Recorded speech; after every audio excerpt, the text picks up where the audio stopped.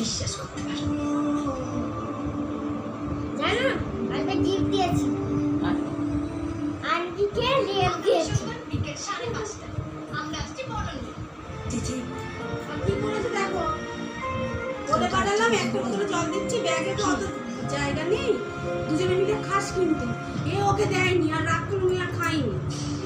সেটা আমি জল দিতে পারি না দেবো না আমাকে একটু শাড়ি দিয়েছিল মা আর আমাকে একটু শাড়ি দিয়েছিল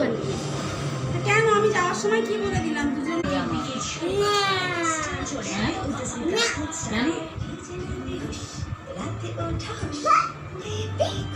আমার মা গরম করবি না